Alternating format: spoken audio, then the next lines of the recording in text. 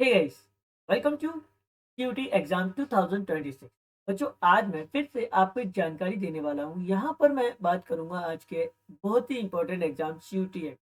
तो आपको बता दूं, जो सीयूटी एग्जाम 2026 का एग्जाम है, उसके फॉर्म आ चुके हैं और आज है इस फॉर्म की लास्ट डेट। अगर अभी तक किसी भी बच्चे ने फॉर्म फिल नहीं किया है, वो जाकर फॉर्म फिल कर सकता है। और इस फॉर्म को कौन बच्चे फिल कर सकते हैं? जो अभी 12th में एग्जाम दे रहे हैं और उनका अभी क्या है, अप्लाइंग कर रहे हैं, मतलब अभी एग्जाम चल रहे हैं, वो बच्चे सीयूटी के लिए अप्लाई कर सकते हैं। ये एक कॉलेज एंट्रेंस एग्जाम होता है जिसमें हम आपके लिए कॉलेज के बारे में जानकारी मिलती है और यहाँ से आपको इंडिया के बेस्ट कॉलेज में एडमिशन लेने का मौका मिलता है। चलिए शुरू करते हैं। देखो बच्चों, आज मैंने आपको ये तो बता दी थी कि ये फॉर्म कब स्टार्ट हुआ था, 3 को। और लास्ट डेट जो आपकी यहाँ पर क्या रही, 4 फरवरी। फिर यहाँ पे बात हुई आपकी, इस फॉर्म को रीओपन किया गया 23 फरवरी को। और आज फिर से इसकी लास्ट डेट है 26 फरवरी। और इसकी लास्ट पेमेंट करने की भी डेट क्या है, 26 फरवरी। और मेन है भाई इसका एग्जाम। तो आपको मैं बता दूं, इसका जो एग्जाम 11 से 31 मई के बीच में यह एग्जाम होने की पॉसिबिलिटी है। आप यहाँ पर अभी भी आपके पास समय है, आप एग्जाम की तैयारी कर सकते हैं बहुत अच्छे। अभी तो आप सभी बच्चे बोर्ड के एग्जाम दे रहे हैं। जैसे ही बोर्ड के एग्जाम कंप्लीट होते हैं, आपको कुछ नहीं करना है, आप सीयूटी के लिए तैयारी कर सकते हैं। हमारे इसी चैनल्स के साथ हम बहुत जल्दी आपके लिए बहुत सारे कोर्सेज लेकर आने वाले हैं, जहाँ पर मैं आपको सीयूटी से रिलेटेड जो एग्जाम में पैटर्न वाइज क्वेश्चन होते हैं वो मैं आपको सिखाने वाला हूँ। चलिए, देखो पहले हम जांच करते हैं भाई, जो सीयूटी एग्जाम है उसमें क्या होता है। देखो पहली बात तो वहाँ पे पहला सेक्शन होता है आपका लैंग्वेज का, दूसरा होता है डोमेन सब्जेक्ट।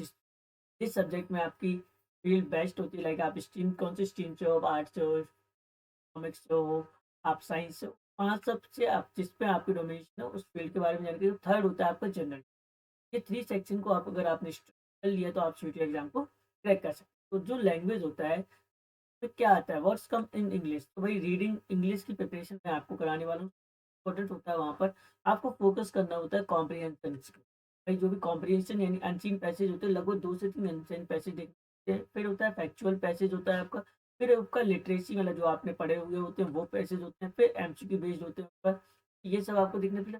फिर एमसीक्यू में भी आपका क्या होता है, मेन आइडिया क्या है उसका, या फिर उसके सिनोनियम्स जो एंटोनियम्स क्या होंगे, वर्ड क्या, वोकैबुलरी का मीनिंग पूछ लिया जाएगा आपसे। और इन्फ्रेंस बेस्ड क्वेश्चन भी आपके वहाँ पे देखने को मिल जाते हैं।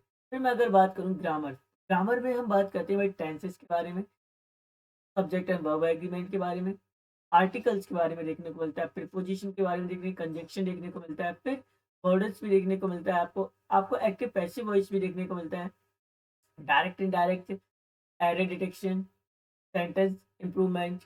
ये सारे टॉपिक अगर आपने क्लियर कर लेंगे तो आपकी ड्यूटी के एग्जाम में जो इंग्लिश में आपका नंबर्स को यानी आप बनाता है, तो वो क्या होती है आपकी इंग्लिश। सिनोनियम से फोकस करेंगे, antonym, medium phrase, one word substitution, ये सारी चीजें आपको इंग्लिश में देखने होती है। Reading comprehension carries high weightage.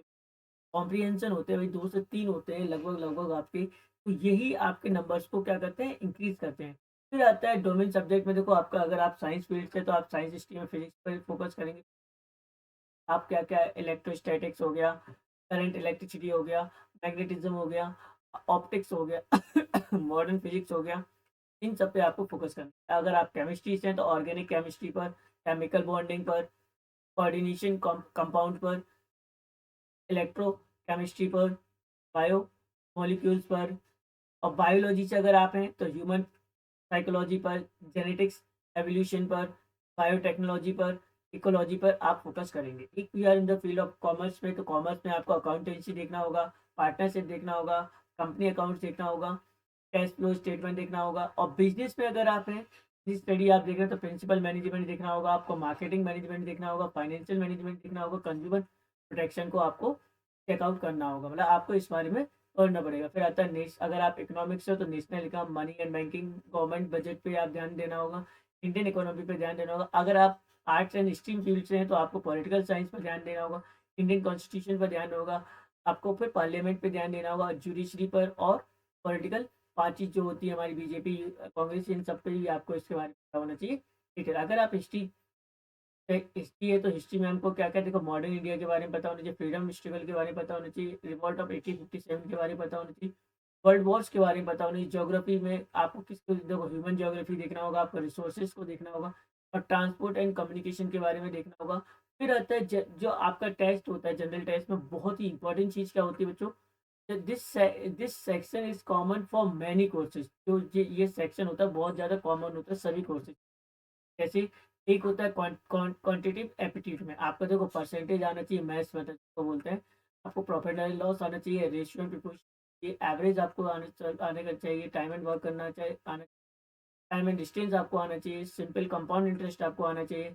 फिर अगर हम बात करेंगे रीजनिंग की तो रीजनिंग में आपको देखो सीरीज बेस्ड जो क्वेश्चन होते हैं उनको देखना होगा, कोडिंग डिकोडिंग को देखना होगा, ब्लड रिलेशंस, डायरेक्शन टेस्ट, आपका सिलोगिज्म में देखना होगा आपको, एनालॉजी आपको देखना होगा, ये सारी चीज़। जनरल नॉलेज में अगर हम बात करें तो करंट अफेयर्स देखना होगा आपको 6 से 8 मंथ। स्टैटिक जीके आपको देखना होगा कि भाई ताजमहल कहाँ है, इस टाइप की स्टैटिक जीके ये देखना होगा, इंडियन पॉलिटी के बारे में पता होना चाहिए, ज्योग्राफी देखना होगा कि आपको इंपॉर्टेंट डेज जो होते हैं भाई 3 अगस्त जैसे भाई कब कौन से क्या होता है, तो ये सब आपको देखना होगा। अवार्ड्स देखने होंगे भाई किसको भारत रत्न दिया गया, किसको पद्मश्री दिया गया, ये देखना होगा आपको। बुक्स एंड ऑथर्स के बारे में जानकारी होनी चाहिए। फिर जनरल नॉलेज में आपको ये हो गया, तो वही चीज़ दोबारा आ गई। तो इतना अगर आपने देख लिया तो आपका सीयूटी एग्ज़ाम बहुत ही अच्छी तरीके आप क्रैक कर सकते हो। और एग्ज़ाम क्रैक होने के बाद आपको किस कॉलेज में एडमिशन लेना है, ये आपके मन पे डिपेंड करेगा, क्योंकि भाई चॉइस फिर आपके हाथों में।